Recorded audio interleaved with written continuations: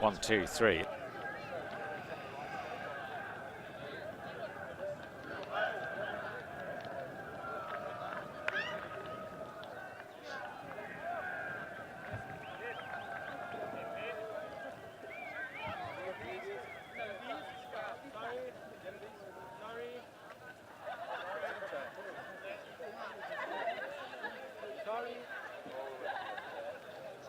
Do we have again this?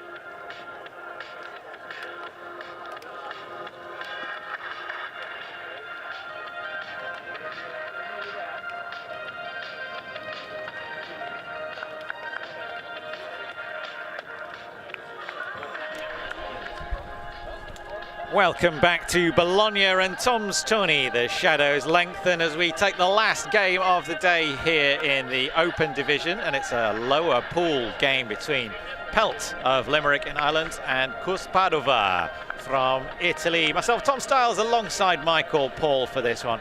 And it's been a long day of ultimates, but these two teams are really fighting for their place in the tournament still. Yes, it's been a long day of really high-level ultimate, and I think neither of these teams are going to be particularly happy to be down here in this part of the tournament. So hopefully we see a game that demonstrates some of that displeasure. They'll be fighting to get their way back in. Pelt managed to have a very, very close sudden death win against Krut earlier, so they're pretty gutted to find themselves down here. That pool was a bit of a it was a very interesting pool, so let's just bring you up to speed on that.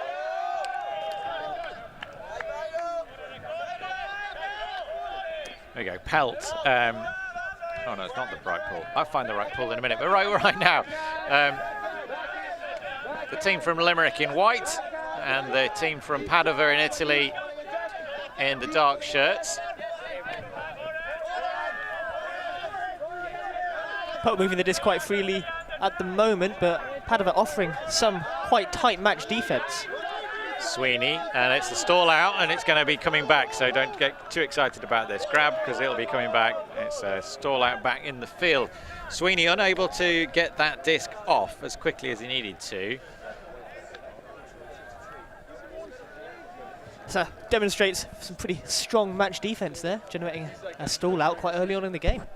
Quite good for Padova, I would say. So having a bit of a debate here. I think we can maybe contesting the stall out. Disc may not even come back yet, indicating that some people aren't happy about the state of play. Players still talking about it. So quite a long stoppage quite early on in this game. It's yeah, it is a stall out. Uncontested stall out's coming back. So Pelt lost 13-3 to Kuspla-Fotta. They beat Krut in sudden death 9-8, bit of a slow, scrappy one. And then they lost to Smash D, and Smash D had lost heavily to Krut and to Cusp. So Pelt, that's probably why they're so gutted to be down here. Having beaten Krut, they then lost to Smash D, and they find themselves in this lower pool, losing out on that three-way tie. We'll give you Padova's results in just a second, but it's moving now quite nicely. across the field. Trying to get themselves on the scoreboard for this opening point. Brugge gets across, and the disc into the end zone is to Batish. And that's a point for Cusp, and a break at the start of this game. Yeah, break onto the break side as well. Some good isolation play there, I'd say. Cusp very happy with that. Good break. Good match defense to generate a stall out and put it in nice and neatly. That's exactly what you want to see your D-line do. So shall we call this team Padova rather than Cusp Padova? Because I just think it's not, everyone knows CUSB, the ultimate team from Bologna. This is CUSP, but CRS Padova. So rather than mix them up with the more famous Cusp, should we just call this lot Padova? Happy to call them Padova. I'm not going to have another attempt at the second word of that. No, Barbastreji. That's probably wrong. So the team from Padova. Padova, small town in the centre of Italy. Here we go. Small town ultimate. Small town ultimate. And Limerick, small town in the south west of Ireland. There we go. So, break to start. Padova now with the pull. And if you are watching online, welcome along.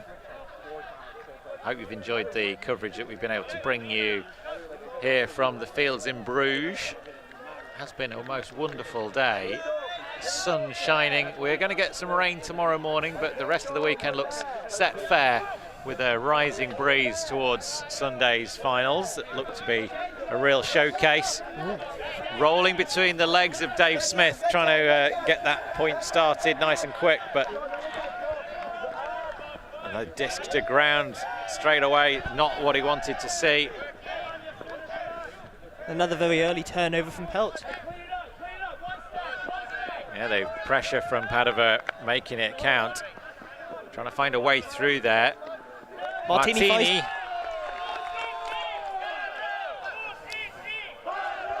Jamming it in the front of the end zone. Padova take the point. Yeah, I think they'd be quite happy with that. Again, D-line doing exactly what you want, generating a pressure turn, putting the point in nice and easily. Pelt's heads are down, and I'm not too surprised by that. They've not had the best showing that they'd like to have at the beginning of this game. Padova, on the other hand, look bouncing already. O-line hasn't had a run out, doesn't need one yet. Looking really, really good from them. Hopefully Pelt can step it up and make it a bit more of a contest. See if we can get the score. It was Martini with the assist. I think in the light, those red numbers on black shirts really don't stand out at all, do they? Struggling a little bit to see. Interestingly, Michael, I wrote some guidelines for the WFDF to help teams who are choosing kit to make sure that their shirts are legible for us commentators. Based on the shirts and jerseys you've seen so far, have many teams followed those guidelines? Well, Pelt certainly have. The back of Pelt shirts are pretty spot on, actually.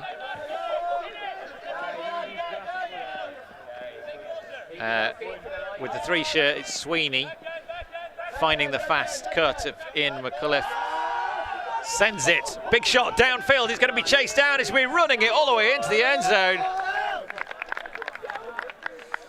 McAuliffe with that score. Oh, hang on, he was on both ends of that point because there's a number. Pelt have just changed their shirts just before the game, and I think there was a number 12 on both ends of that throw. So McAuliffe to McAuliffe. Yeah, McAuliffe.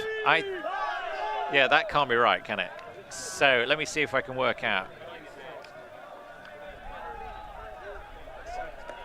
No, but number 12 was there with the head bobble. Who is he?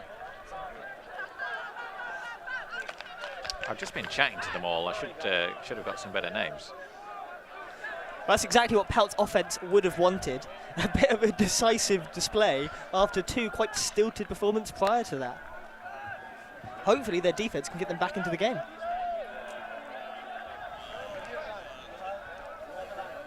So Pelt coming out on D.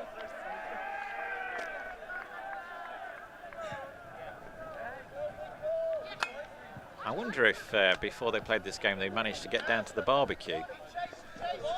They are looking a little sluggish, aren't they? I think it'd be something that would slow anyone down, one of those barbecues. It was fantastic. Carlo Mazzo gets it back in his hands, looks up the line, nothing coming, but there's a cut coming now, and it's run hard all the way down. George Hudson in hot pursuit, manages to get it out forward now to Girotto. High grab from Rigoni. Back across the field now to Polzo. Nice movement this from Padova. Mazzo. Very professional in their warm-up before the game, and they seem to have clicked straight into a nice gear. Good clean cuts, good separation on every pass, taking it all the way forward, jamming it into the back corner. Can he keep his feet in? Really good goal there from Padova, well worked all the way up. A discussion now about whether it was in, Michael. Difficult to see from here. Yeah, we have almost the worst angle on this, but it's been called in by Pelt players on the pitch. I think it's just his match who's having a discussion about it. I imagine it looks like he is trying to call him out, opposed to one of those discussions where he's not quite sure. But it looks like we've gone for the turnover. Where's he cut his? Wow, such a shame. Padova working it really well all the way up the field. And when they ran out of steam, ran out of ground at the back of the end zone, they've been called out. They called in first. Let's see if we could got a better view here. Oh, he was in the air, so it was where that foot landed. As you can see from our replay, it's the field seems to sort of curve away from our camera angle, giving us almost no perspective on the line. So Pelt get another shot. They do. Niall McCarthy. Floaty IO. And they're jamming it disc forward. Hard cutting. Dylan Ryan on the end of it. Manages to get enough separation away from Polzo. Down the field, into the end zone, and much, much better from Pelt. They've turned and they've scored and they've broken Padova, and it's back at 2 each. Yeah, I'd agree. That was much, much better from Pelt and not as good from Padova. Easy open side pass into the end zone. You'd expect that sort of thing to be covered out. It looked like there was a bit of confusion between the defensive players. They didn't quite switch as maybe they'd have liked to, but now we're very much on a game. Pelt looking much, much better, and could say Padova have given back their lead. Well, it's such a strange point for Padova to lose, because that offense from them looked super composed. And when they got the turnover in the back corner, just by a very tiny margin overthrow, to then get scored on the other end relatively straightforwardly, that must feel like a bit of a body blow. It probably does, but also, as you get to the higher level, it is these fine margins. It's the single turnovers in points that decide a game. And all of these players will be wanting to play at that level. So I think they'll accept that fairly well on the chin. Let's see what happens with Padova's offense. Hopefully it looks as clinical, because they looked really, really strong. It's a bit of a test of the mental game then. Sometimes when you make a mistake and it gets punished, you feel like, okay, well, that was deserved. But Padova, so smooth, and with their offense, well, did we make a mistake? We made a mistake of inches. Exactly. We still got punished. Well played, Pelt. So Padova back with disc in hands. Jasper Linde across the middle of the field. Pukrin looking to find Ramplin. Gets it back across now. Pukrin. Polzo. Downfield, Palomari. Oh, what a grab! Reaches out with the hand, sends the body flying across the Bruges turf. Grabs the disc and brings us a highlight for this game. That looked really, really strong from Padova. Very composed offense, not really pushing anything. That was a breakside shot and a little bit out of reach, but taken in really, really nicely. He flew very, very well. Simone Rampin in that back corner. Let's see where the cut comes from. He gets up, gets ahead of his mark nice and early, but really had to do the work.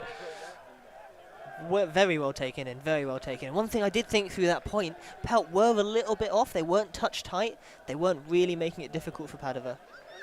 And yeah, that last pass as well, it came cutting out of the middle of the stack and jogged defense. Yeah, that's what opened up that break side option. Didn't really get there, didn't put the force on. And as we were talking, game of fine margins, individual errors, that's the sort of stuff you wouldn't want to see. Yeah, Pelt needing to tighten it up again. They did have a chance to play against Krut earlier in the game. I asked them what did they think of that team.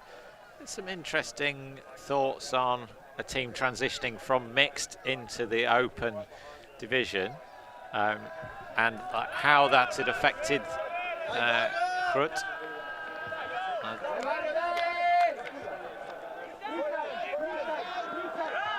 And how that kind of helped Krut helped Pelt to beat them.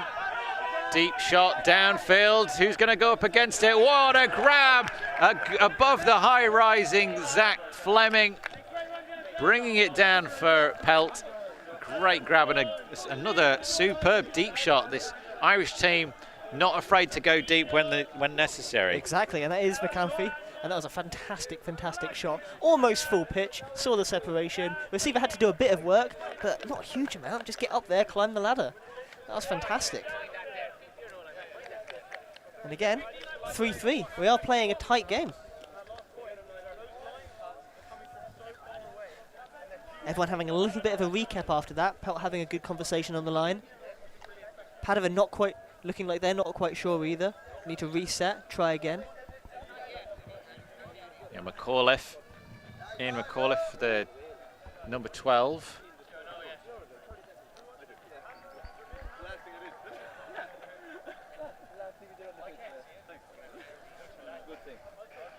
If you're watching this, do send a comment just for the benefit of the technical team. Mike Palmer, Lolo, and Edgar's out here. And our stats are being done by Rachel Douglas, diligently below us. Myself, Tom Stars, alongside Michael Paul. Here at Tom's Tourney, as the elite ultimate in Europe gets going again after a couple of years hiatus, and a deep shot goes downfield, being chased hard. There's going to be players underneath this, gets up early, contact made, a call made. He went up, he got the disc, didn't get a complete block. Let's have a look at this replay. Rises, gets the touch, body to body, definitely backed into the Padova receiver, but he definitely looked like he got the disc foot. There he's up. He had good position. He's allowed to occupy that space. He was making a legitimate bid for the disc. I don't see that there's a call to make here from Padova. I would agree. I think Pelt had better position. Didn't get like a full banging the disc away kind of defense, but got plenty fingers on it. See maybe that one more time. See if we can get a replay of that one more time. Well, it looks like he's going to be coming back. It's going back. Trying again.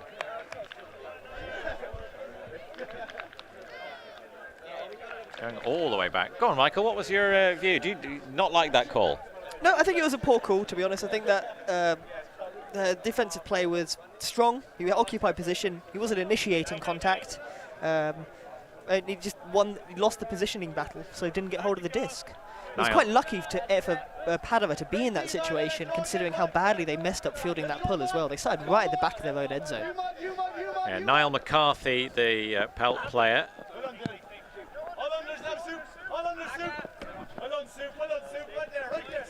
Rampin. He's thrown it deep.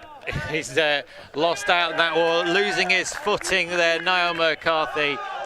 And this time, no question of any sort of contact, perfectly weighted. Saw the exposure at the back of the end zone and pops it in for Padova to re-establish that 1 point margin. Yeah, I was a bit unlucky. He lost his footing, but he did call for help, maybe a little bit late. But you could see the look on both of the Pelt players' faces when they turned round, see the completely unmarked receiver in the end zone. Yes. All he had to do was not fluff the catch, and he successfully didn't fluff it. What the camera angle though on the replay didn't show was the sprawling Niall McCarthy sliding on his shorts out of the sideline, which... Yeah, that's the one that gripes with you a little bit, but Yeah. not a huge amount you could do about it. So quite a balanced game so far. does feel that way. Turnovers each way, but teams, they're both keeping themselves in it. I think we could be in for a close one. So Padova opened the game with 2 breaks. Pelt have had 1 back. Really quite clean though so far. Yeah. And with the fact we don't have a half time, it's going to keep this way. They've not got an offense waiting for them. That's an interesting point actually. Yeah, most sometimes that can have a tactical impact on the game. Here it's just got to grind it out. You've got to win it hard. Ivan Emek with the pull. That's a bold pull Padova. to field. I wouldn't have fielded that pull. You would have let that go to the Yeah. ground, would you? Trying to poach in the lane, but he's left an exposed player. Gives the exposed player time to set himself and set the disc. Goes up too early. Brilliantly read by Martini. Made a bit of a hash. Pelt did of that. Yeah, I think that's Dave Smith. Was the receiver there. Just got his timing of his jump wrong. Left the door open for the turn, and Padova only too keen to step through it, take the disc back. That's a low cross-field pass, opening up the space. Going back for it. Ragusa still has it. A little bit of height, a little bit of bounce from Charavan. Waves away, there's nothing to throw to on that side. Now it arrives. Pelt's looking a little bit tired as they come across to cover that mark. Running hard here. Wiseman pops it across into the end zone, and it's scored by Marco Charavan. One thing Padova have been doing quite well when they're in that red zone, utilising that break side really, really well. Getting players active in power positions on that side, and without too much thought, popping that disc in on the break side. Just watching the two teams sort of prepare for this game, Padova went through a full, very disciplined set of drills and warm-ups and sprints, and Pelt kind of threw a few discs around on the sideline and had a chat. And I loved that because I was part of the chat. You know, I was joining in, and it was very social. Now it's out here in game time. The level of preparedness that Padova, put in now seems to be paying off. Just a little bit of extra sharpness, a little bit of extra polish on their play. Pelt need to re-establish themselves in this. That's the 3rd break of the game in the way of the Italians. Yep, polish, and I'd say a level of intensity that Pelt haven't brought yet, but they are keeping themselves in it with big individual plays. So we may see them fall back to their big star players to carry them through this and keep them in it. But also, if it's a conversation, are we saying it's your fault they spent too much time talking, Tom? Well, actually, if it was me that was distracting them, I'd like to apologise on behalf of the commentary team to the people of Limerick for distracting the Pelt boys as they were trying to warm up. Another really strong pull so far this game. Yeah, very strong. Pelt finds the way forward to McAuliffe. Sends it deep. Sweeney underneath, chasing it down, running hard ahead is Lawler, and pressure builds from Padova. It goes to the ground. Sweeney can't collect. No call. That continuation throw is a really, really tricky throw. Coming from your full sprint to slow down and then pop a disc out gently, taking all of your momentum off it, is really tricky. And to be fair, I thought we made a really good job of that throw. The receiver just couldn't, it popped up on him, couldn't get a hand to it. Yeah, Owen Lawler was the intended recipient. We've seen a lot of Zach Fleming here in the 24 shirt. He's been very involved. Padova heading across to Cincinnati later in the year. McAuliffe comes down with it. A fake comes back. It's going to be stretching. It was just too far ahead. That's twice now we've seen the initial long disc go, and be fielded quite well for Pelt, but the continuation pass not quite go to hand. Feels like this may be their one option that they have going on. Play deep game and keep playing it. It's not quite sticking for them just yet. Yeah, definitely have those throws, but that wasn't a particularly tricky throw, you wouldn't have said, just poor execution. I'd agree. He did a good job fielding the huck, which fell a bit shorter than the thrower intended, but I'd say maybe made a poor choice in where he was trying to throw that. Fleming with it again. This time it's picked off in full speed by not Dave Smith, or is it Dave Smith? Sweeney now. So there's a bit of shirt swapping gone on for Pelt.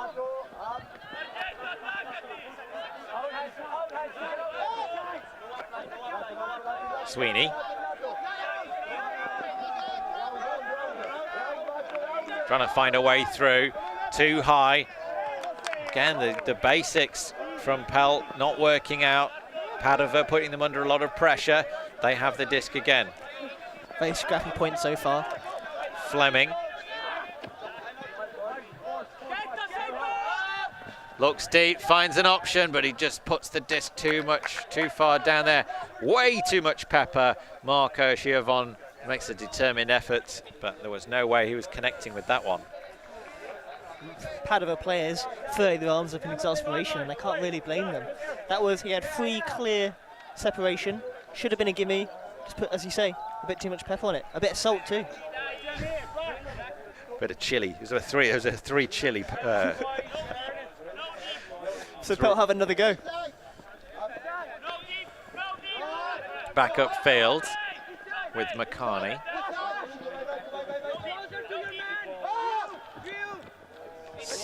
Using the finest of margins, tight windows. That shot's not there to Sweeney, goes back across the top. That's a really good bit of D there, peeling off his match, trying to get a bid. Sweeney sends it. Caught in the end zone. And another three-shirt catches it, which I know is not Sweeney because he was the provider. Pelt just trying to cause chaos here, but they have got back within one now with that rather messy hold. Yeah, I think neither team would be particularly happy with how clinical they were in that point. Some good individual moments of, I won't go as far as say as brilliance, but good individual moments of skill. Good pick-up Ds from Pelt and good heads-up awareness from some parts of Padova. Just some of the deep shots, maybe some tired heads, tired legs. Pelt now really want to go out now, generate an early turn and put that point in and bring us back to level pegging, because I think they'll feel that they deserve to be level at this stage. Well, it's been a long day of Ultimate, haven't it? Both these teams have played 3-hour-long games with a warm-up and a cool-down, and then another game, and then a warm-up and then a cool-down, and another game. And this is the fourth game of the day. And not quite the sort of huge 2-hour-long marathon games that you get at some international tournaments, but it can be exhausting. And Pelt got quite a short line. Keeping that disc alive. Giroto spins it back, combining nicely with Linde. Finding a gap down the far side, Palmieri. Ivan Emke. Pressure pays off. Turnover. Dermot O'Sullivan takes the disc to the sideline. Pelt will be very happy with that. That's exactly what they want at this stage of the game. Now they just need to be a bit more clinical than they've showed so far. We'll see if they go straight to their route one, which is their deep game. Coming back underneath.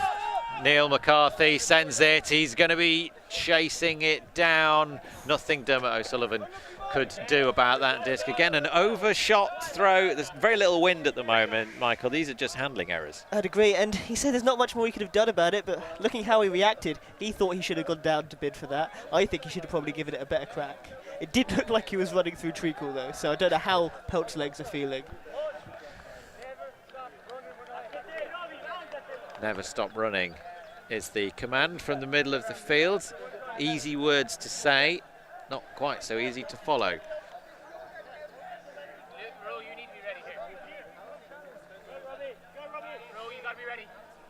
Pelt have got a poach in the deep space, looking to try and pick off that deep shot and force Padova to play under.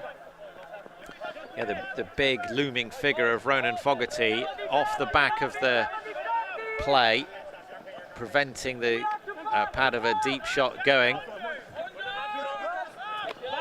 Again, Padova moving swiftly through the stack. Nice reverse grab from Emke. Into the front of the end zone. It's very nicely done. Rampin again involved, his second assist of the game, scoring at the front. As soon as Padova really got going there, Pelt players were trailing all over the place and they were really on their heels. I do like what they did with the set against the horizontal stack. I'm a big fan of that sort of defense. If anything, commit to it more. Really take your person off and rely on your other 3 defenders to cover that and just completely shut out the deep game. That was a lovely inside shot there. Space really opened up. Pelt players nowhere near him. It's, the sun is starting to drop in the sky towards the end of this gorgeous day here. First day at Tom's Tourney. The local team here in Bruges, Frisbees, doing a fantastic job of hosting everyone. Masses of volunteers and family. It feels like family volunteers, families of players, parents of players. You know, a lot of times you go to a tournament and all the volunteers are students. Here they all feel like they're mums and dads. It's a real lovely atmosphere. Well, it is indeed, and I've been speaking to some mums and dads, and it has got a very, very good vibe, this tournament. It's being done for the right reasons. It's not being done to make huge amounts of money. It's being done for the love of the sport. And, ooh. That was just rude. Well, yeah, not for the love of the sport necessarily. It looks like a genuine mistake, to be honest, and he is apologising profusely. Yeah, Drew Wiseman running down there, not putting the brakes on early enough and just barging straight in. I mean, I don't know why he wasn't putting the brakes on earlier. That was casual and maybe careless. Yeah. In another sport, I might call that cynical. Lipari. Sorry, not Lipari, wrong team. Lewis O'Reilly. Is there a chance here? There was a chance, but he couldn't take it. Very good work there. Ben Martin not able to clear up the trash after it flew up into the air. Now it's Lipari. Gets the disc back from Fleming. Across now to Martini. Looks for that down the field shot, but it's well cut out there by Dave Smith. The two of them having a rare old battle in there, but eventually the pressure from Pelt pays. They have the disc back. Padova looking really flowing, but not able to convert in the red zone. I think that really comes down to that little battle you pointed out there. Most of Pelt's players are trailing, but that was some proper match defense. Pelt now have made a lot of yards really, really quickly. Yeah, they're just that little quick 1-2, 1-2 all the way up the field. There's a lot of space over here, but that's not the way to make it pay, and it's gone over the top. The pressure from Padova, Luca Rigoni pulling, jumping, meant that Connor Brown couldn't chase the disc down effectively. That was the free player as well. Ryan now, so Lawler marking, 26 shirt of Lipari. Second time of asking, he tries for the grab, it still can't connect, it's another turnover. Pelt with another chance, down the line, feet just in from Dave Smith, looks up, no option there. This time, Ben Martin does collect. Sends it flat across the field, is it gonna stay in? Gets up, tries to keep it, tries to snag it, couldn't get the feet down, fumbles out the sideline, overcooked. Cross-field scoring opportunity. Timeout called there by Padova, and I'd say that's quite a good shout. This one's got scrappy again. Padova, it feels like they're getting free almost everywhere on the pitch. Pelt aren't really holding to the fundamentals of match D particularly well, but individual moments of either brilliance or issue, and they're not quite converting in the red zone. And we did see some fairly physical defense matchups there, which were going shoulder to shoulder, arm to arm, a little bit scrambly, a little bit dirty, and you know, Pelt are happy to play that way, and the Italians seem happy to play that way as well, but it is creating this sort of scrappy feel to the game, where it feels like a bit of a war, a bit of a battle. No, some of the clinical stuff that we saw earlier in the game was quite nice, but this is a tussle now.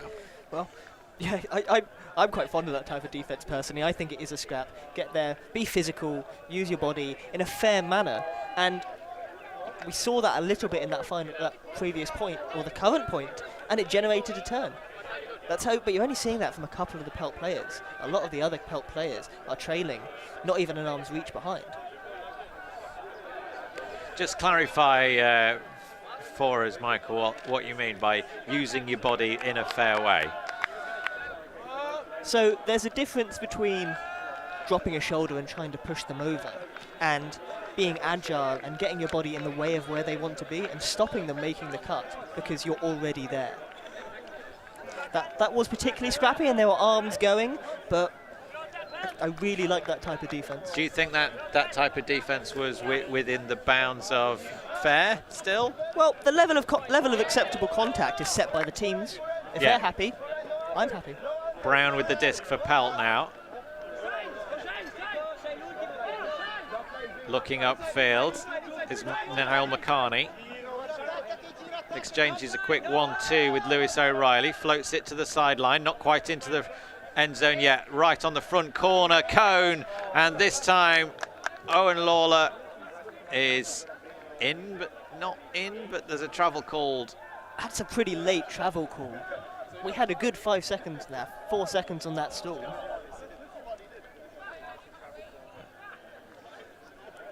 Slightly cynical, perhaps. Well, if it was me, I wouldn't be best pleased. Yeah, both these teams got to keep their heads. Violation. Some players very not happy with that. Let's see if we're going to see time 3. Take 3 on that pass. Yeah. 4-6 here to the team from Italy. Padova in the black. Pelt from Limerick in Ireland in the white shirts, trying to fight their way back into it. A hammer to the break side, and it's just into the floor. The execution errors are flowing. I think that's a tired choice. There was a hammer option there, but it wasn't executed particularly well at all. Padova now with the disc again. Centering quite comfortably. Pelt have tightened up a little bit, but there is a bit of separation deep. However, there's a big defender there. Is he going to get up? Oh, he gets really good body position there. Yeah, Ben Martin knew he had the time to just put the hammer down, get there, didn't need to bid, and got the turnover. Sweeney now advancing back for Owen Lawler, sends it deep. Body position not required. Ian McAuliffe with his 3rd goal of the game, rising high with 2 hands to grab that one for Pelt, and they're back within 1.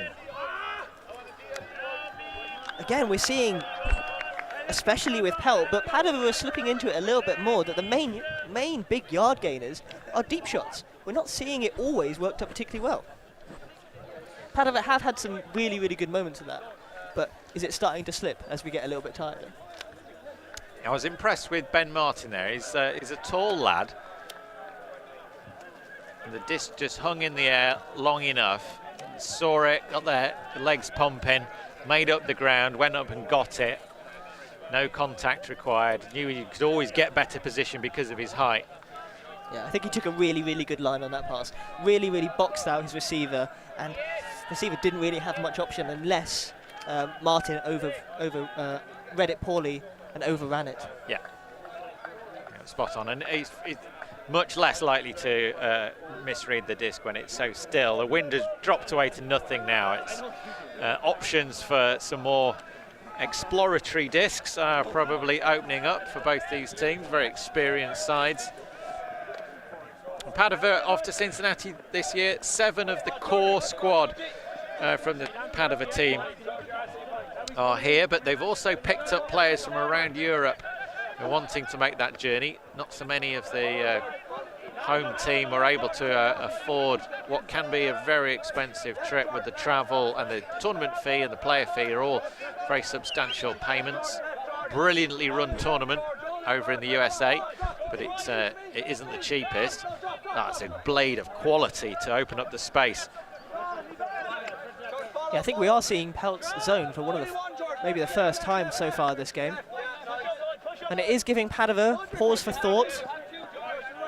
Just a short pause for thought. They've Well, they're still playing, they're still on the pitch. That's really what you want a zone to achieve. Make them throw more passes, see what happens. As we were just talking about, this low wind situation, you do wonder how much of the over-the-top throws they can utilise. They're flowing really nicely here. The zone having to work hard just as they get there and arrive. The disc goes back. It's tiring. It's mentally sapping, as well as McCarney not looking as fresh as he was. That disc just kept off the ground, flowing now. Padova still with the disc in hand. The zone still in front of them. They go back again. They go around again. This time it's Linde. Floats it across the top, and a high take with a little flourish from Travis Pukrin for his first goal of the game, to go with his assist so far. Yeah, that zone kept Padova on the pitch a little bit longer than they have been on other offensive points. However, I'm surprised they didn't drop to match as they got to the end zone, especially considering how still it is.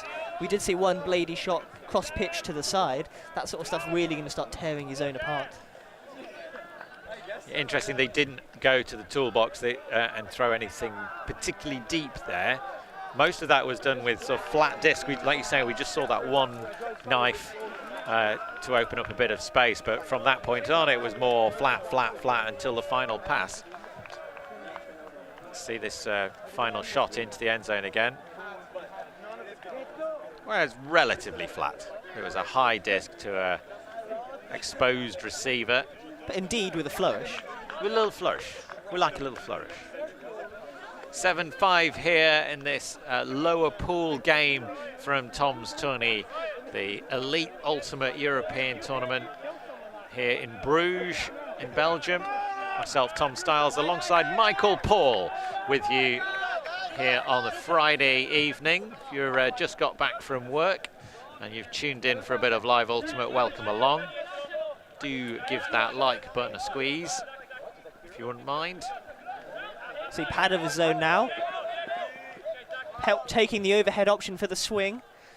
Turn or a call, players are discussing now.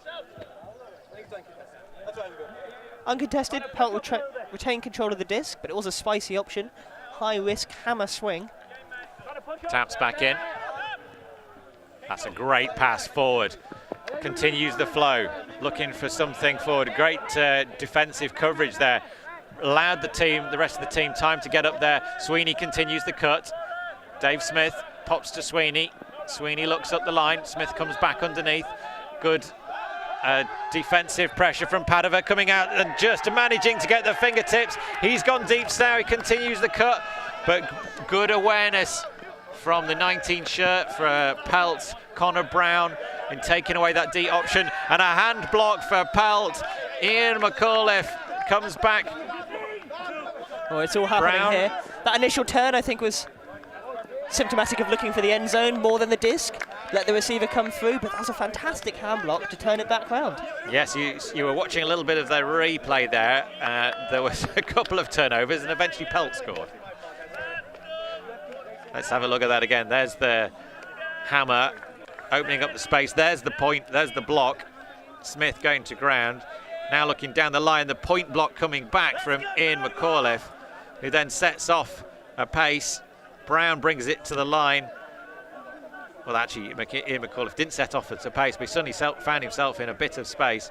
And Connor Brown's hammer throw gets it there, scores for the Irish.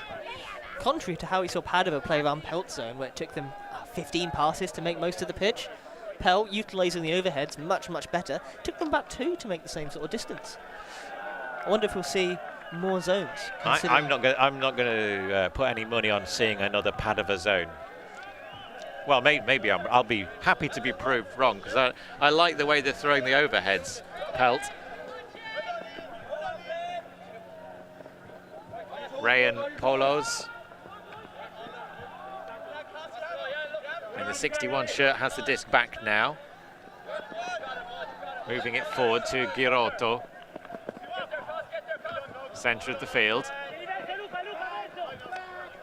Back to Polos again, and this time around to Girotto. Chance in the power position, throws it into space, but much better presence of mind from the Irish. Niall McCarthy sweeps that one away.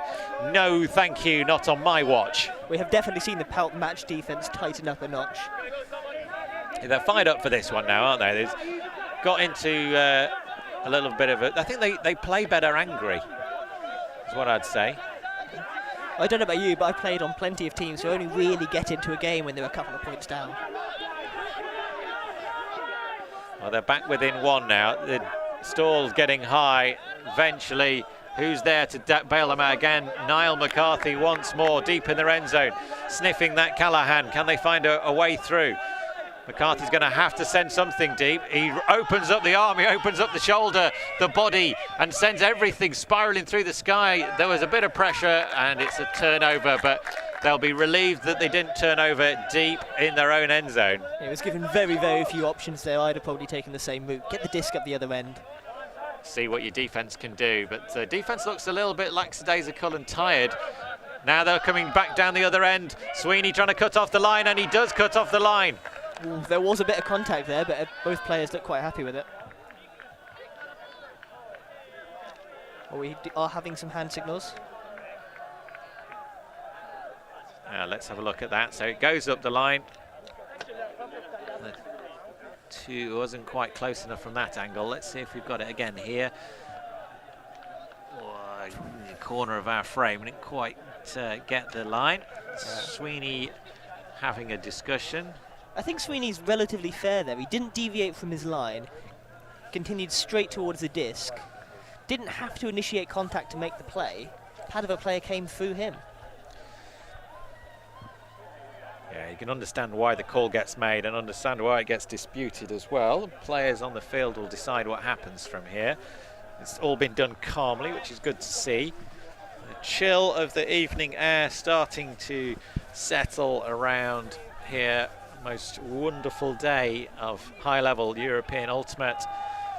Seen some of the best players from the continent come together, and some players from a different continent come over here. We saw Joe White and Tim Schock from the USA playing with Is No Good earlier.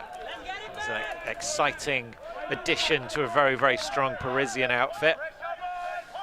So it looks like we've agreed on that being a fair turnover. Pelt now in possession with the disc. I think there's a right call on balance. I'd agree. That disc is going to sail. It's going to need some good feet. It does find some good feet. McAuliffe sends it. Is it going to be across the top? No, well read, good position. And Padova have it back again. Girotto involved very heavily in the offense. Polos brings it up the line, sends it into the end zone. A little bit too easy for the Italians there. And Padova into a 2-point lead again. It's 8-6. That was indeed silky smooth. That small passage of offense there, up the line, very neatly done. What I liked there was how totally cool Polos was as he took the disc. You know, just, I've got it here, a little spinny back pass, and I'll get it back, and then I'll do exactly the same again. Yeah, that was very, very calm, very composed. It's almost like the barbecue back pass, wasn't it? Indeed, There's no body form required. I'll just flick my wrist. Dad backhands. Dad backhands all the way. So just the one break for Pelt is the story here. And despite the number of turnovers there's been in the last 6 points, I'm counting many, so 6, 8, and another 8 there.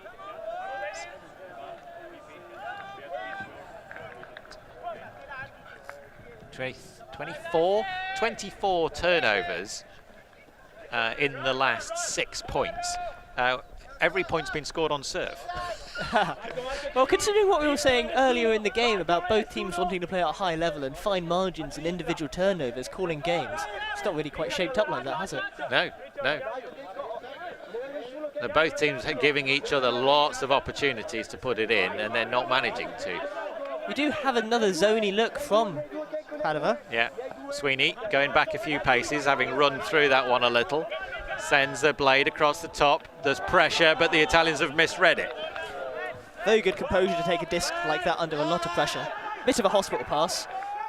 Sweeney sees Martin run into the end zone, and he goes up to take that grab, adding to his stat tally from his huge block earlier. And another hold, this time for the Irish. Time clock is running on a little bit. It's 8-7, and Michael, I'm going to ask you to call this one from here. Who do you reckon is going to take the game?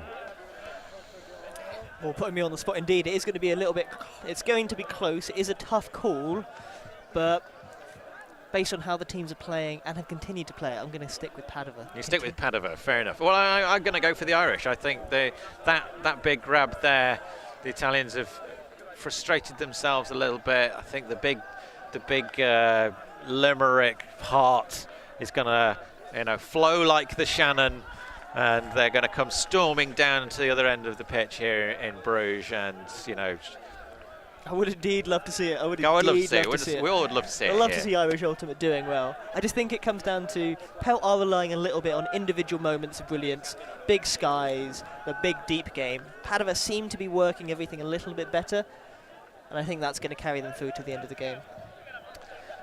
Getting the legs pumping now as they come down here. Polos. Girotto. Deep options are available, but the Pelt defense makes them go back around. Linde. Back to Polos. Signals, waves the hand. No pressure to near enough to that Palmieri. I'm surprised that one didn't go there. There was separation deep, backhand side.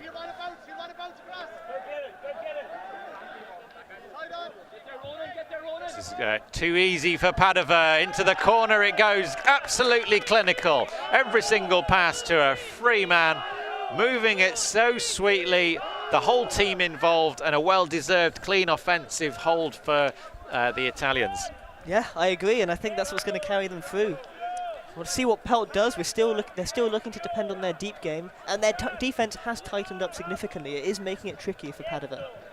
Maybe the River Shannon had a couple of shopping trolleys blocking the flow of the defensive hearted river there. Or is this analogy completely breaking down? I think they want to sail down the river a little bit, I'm afraid. Yeah, probably. There's a log jam in the Shannon heart of the Pelt team. Limerick, obviously, also the host city for the World Masters Ultimate Championships later on this summer. Last week of June, first week of July. If you are wanting to go down and get involved in that tournament, the city of Limerick, I think they've sold out every single hotel room and every single bed in the student accommodation is now filled. They've got over 110 teams, and it's going to be an absolute festival. And with any Masters tournament, a slightly better party.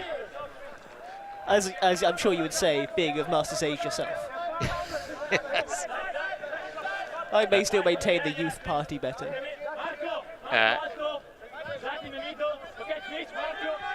Pelt, oh what a disc. That's a fantastic way to split open that zone. Padova have stuck with that zone. Yeah, they're still doing it. Pelt moving it quickly. Oh, there's a lot of space in the deep field if they can see that receiver. Dave Smith on that far wing, that's good. 4-person handling against the zone. The Padova zone just could not move quickly to contain it. They need to take that swing option. Why they don't take it sooner, I don't know. Because it allows the defence to come across and block the other side of the field. Waving it away. There's got to be a continuation, or you've got to get it back quickly. Float over the top. High grab required from Martin, who brings it down. McAuliffe. And a bit of contact in the play. Apologetic wave of the hand from Jacopo Baldoni. Pelt have shown so far that they're really happy to play over the top of the zone. I'm surprised Padova kept going with it. Baldunio apologetic. McAuliffe still with the disc for Pelt.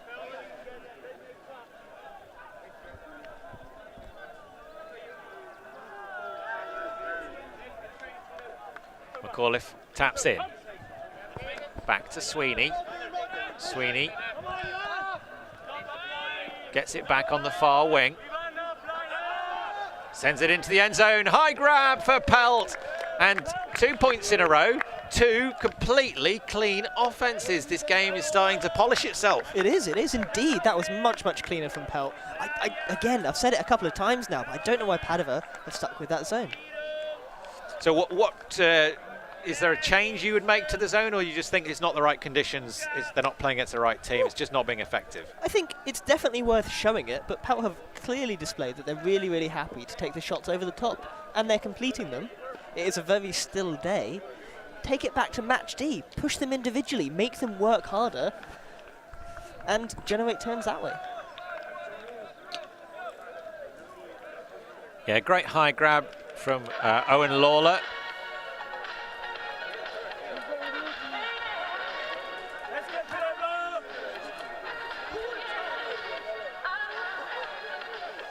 Is that the 5 minute call? That's the 5 minute Whitney Houston, if you can hear it on the background. 5 minutes. Whitney's here to announce.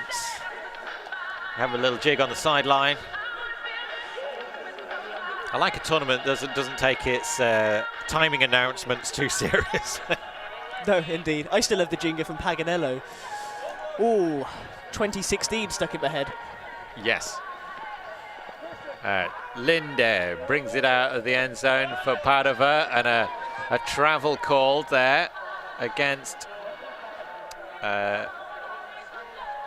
Ryan Polos, 61 shirt. Same option taken.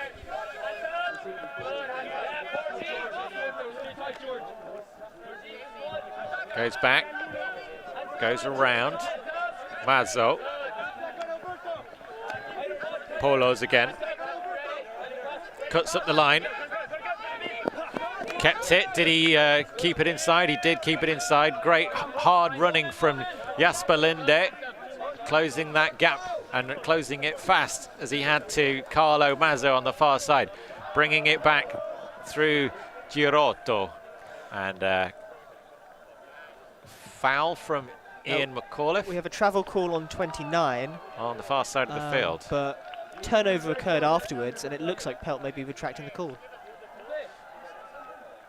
It really had to put the lot of pressure to get to that disc. A good slap of the hands. I think it's going to go back into the centre of the field.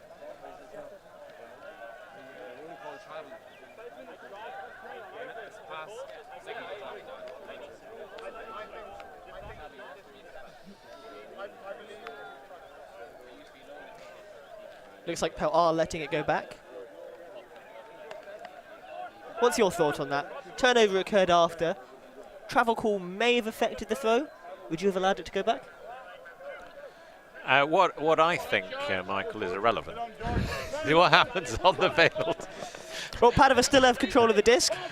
Back to playing quite smooth offensive play. Polos with the high grab there, and it needed it. A lot of pressure from the defence behind him. George Hudson, I think it was, behind him. Polos again, and this time no mistake. Jasper Linde, and is that another? Is that another one? Another clean hold. There was 24 turnovers in the previous 6 points, and then in the last 4 points there's been none. What's going on? I think people really want their dinner. Is that what it is? Let's stop messing around with these turnovers. Let's have clean point and go get some beers. It's been the end of a long day. If you're still watching, thanks for sticking with us. Up here in the commentary booth, myself, Tom Stiles, alongside Michael Paul, and the Ulti TV crew, pressing the buttons, working the cameras, and bringing you the footage from Tom's Tourney here in Bruges. The Field 3, which is where the streams are coming from.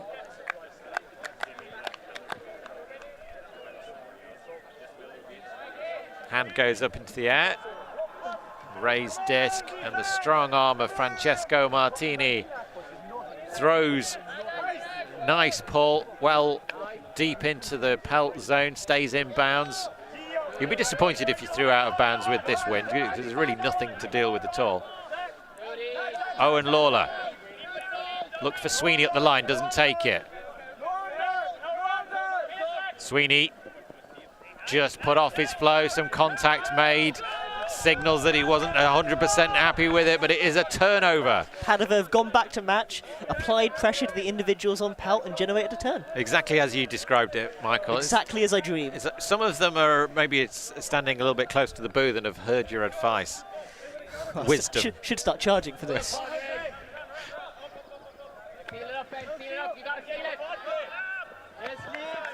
Getting it across.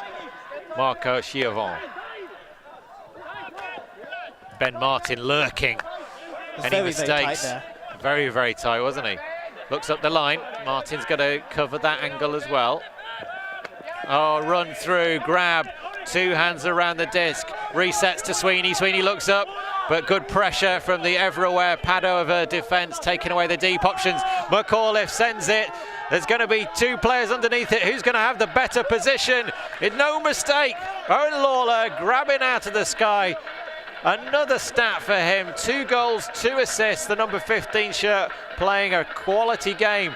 They bring it back within 1, but that's the time up. So I think they will play this next point now. They will play this next point. And if it's tied, it will be sudden death. Our first sudden death point of the day. That would be indeed very exciting. We are in the power pools. We are shortening the line for Padova. Padova want to avoid the question of sudden death and just put this one in cleanly. They do. Who can blame them? New Age and Amsterdam Ultimate Club are the 2 other teams in this power pool, the lower power pool. New Age team from Tel Aviv. Exciting to have Israel represented here at Tom's Tourney in Belgium. Amsterdam have had a much shorter journey. Yes. If I was based in Amsterdam, you'd be foolish not to come.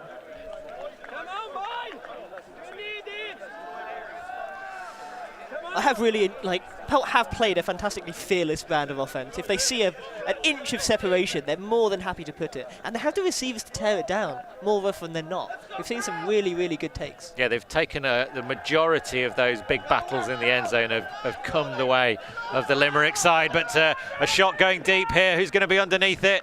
What a grab. Oh, was that a spill? It was just a spill, wasn't it? There was pressure coming in. The big 40 shirt of Rowan Fogarty rises up. He did grab it and then just dropped it as it came down from the sky. He was double covered, but we've not really seen that sort of shot from Padova for the last couple of points. They've been patient, they've worked it up. Now there's a bit of pressure, things have changed. Sweeney now for Pelt. Darting run on the slippery turf as the day wears on, and Padova have got it back with a chance to close out the game, and another mistake, another drop. The disc goes down onto the floor, moving it quickly now. Sweeney with it once more, advancing quickly. Dylan Ryan, and a travel called. It's a little cynical. And Sweeney not happy about that at all. Alberto Giarotto calling a travel. See if we can see that on the slow-mo. It wasn't that one. Here it is. He was slowing down and then he made a clean pass and started running again. I think it's tight margins, you can understand, especially with how quick they were moving, why that would be called. But Sweeney continues now. A chance to put it in. Take it to sudden death. It's over the top. It's a great grab, and Pelt have taken it to 10 apiece. We have the highlight reel to end the day. The universe point finish that we wanted, Michael. And are you still backing Padova now? Well, they have offence. They have been quite clean. They took the deep option last time. Hopefully, they get back to what's been working for them. Yeah, I'm still backing Padova. Still backing Padova. What an incredible game we've had. It started with 2 breaks for Padova, then a break back for Pelt to take it to 2-2, and then Padova got another break to take a 5-3 margin. And that 2-point gap, 1-point gap has kind of traded its way out through the second half of the game. But that final break there from Pelt takes us to 10-all into sudden death. 62 minutes, and it's all about 1 point of Frisbee. So let's see the universe line here for Pelt. Or have they? No, they are sticking with their D-line. They're not sort of loading up some sort of universe masterclass. It does look like the D-line for Pelt are coming out here, sending it across the sky. Polos, centre of the field. Big bid comes across the top, but can it? And the 17 shirt of Girotta is free for 2 passes. There's 2 Padova players there in the reset space. Doesn't need that. Manages to get one of them downfield now. Moving nicely to Linde. Linde looking for options into the end zone. Gets it back to Polos. Reset is available across the field. Hard running. Irish legs cannot close that gap quick enough. Running back again, Girotta, and a man inspired in this last point, just trying to get free. The attentions of Niall McCarthy is on his close shoulder the whole time. Swings it across to this side. The Italians now. The team from Padova looking to close out this game without turning over. Linde across to the far side now. It's Emk down the line. On a bit of contact, and it still finishes in Padova hands. There's going to be a call there. 2 players got completely crossed up. It's finished in Italian hands, so I don't think any foul call will just be retracted. It was accidental contact. Owen Lawler trying to slow his run as he saw the Italian approaching. Universe point going to continue. And is that an injury? Putting on some fresh legs. I'm surprised Padova have not opted for a sub as well. They've expended a lot of energy already at this point. Back in now. Fumagalli resets back to Polos. Across the field. Fumagalli again, and a pick is called in the centre of the park. This is some of the cleanest, nicest ultimate we've seen all game. None of that scrappy, fighty ultimate that we saw earlier. It's been a super clean back half from both sides. Both hanging on now. Linde through the middle, manages to get the break into the end zone. His Rampin is there, rampages to the corner and takes the win in universe points. The team from Padova have won this power pool match at Tom's Tourney, 11-10, and a real exciting match to finish our day here, Michael. I'd agree, and it's definitely a game of 2 halves. Not that we have half-time here, but first game dominated by quite scrappy play, lots of turnovers. But the key themes, I think, were obvious from the start. Pelt backing their deep game, Padova really trying to work the disc up fluidly, and I think that's what carried them through to the end. It was a very exciting finish there. Padova just showing that they got the patience. If they'd shown that play earlier on in the game, they would have tidied up that middle section of the game. There's 24 turnovers in 6 points between 4-5 and 6-8. But after that, it went seamless offensive holds before the Irish got the one break back to take it to universe point. And I do hope you've enjoyed watching on the stream. From myself, Tom Stiles, from Michael Paul, from the Tom's Tourney organisers, and from the Ulti TV crew. I'd like to say thank you very much for watching. Do check out the Patreon. Do check out Ulti TV and support the coverage of Ultima around Europe. Until tomorrow from Tom's Tourney, from Bruges, it's goodbye.